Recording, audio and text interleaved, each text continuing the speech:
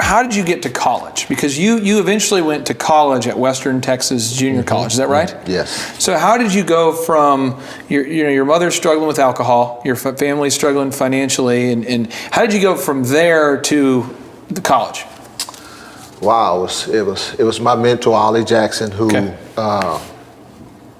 just picked me up and helped take care of some of the bills in the house with my mother.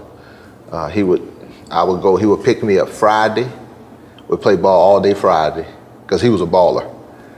Come Saturday morning, he'd pick me up, we'd play all day long. Sunday, he'd come pick me up, we'd play all day long. During that time, that 3-day, he would say, "You need anything? Are you okay?" I said, "Well, yeah, I was embarrassed, first. Yeah. But I was hungry, or the water was cut off, or the lights would, the electricity cut off, and he'll say, "Look, here, take this." Without him in your life, I mean, you'd be maybe in a very different situation. Absolutely, no question about it. So I think that's one thing. If for any of the thrivers watching this, I think we all have an opportunity to help people around us. I think people like to do missions work. Nothing wrong with that. People like to travel overseas and give money and help. Right. But there's a lot of people sometimes right there in your neighborhood. Right. And I've seen that in your life. And it's interesting how you have become sort of like a mentor now at the NBA level for young men who are going through different challenges. So at this point, you're now going to college. And you're going to college to play in Western Texas? Western Texas Junior College. And when you're playing there, did they recruit you or did you recruit yourself? Long story, but we got time though. Yeah, oh yeah. I think the gentleman's name is Gerald Myers. Okay. Anyway, he was assistant coach at Texas Tech. Yeah.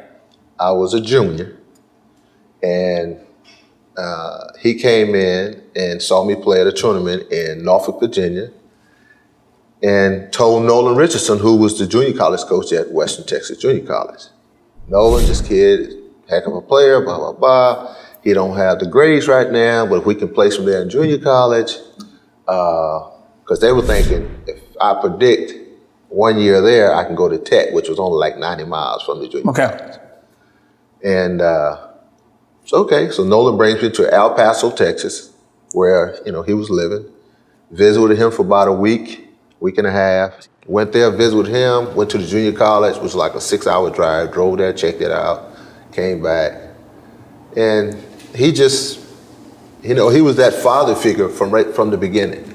I'm going, wow, this is, He was the first black man I ever heard speak Spanish. Really? Yeah.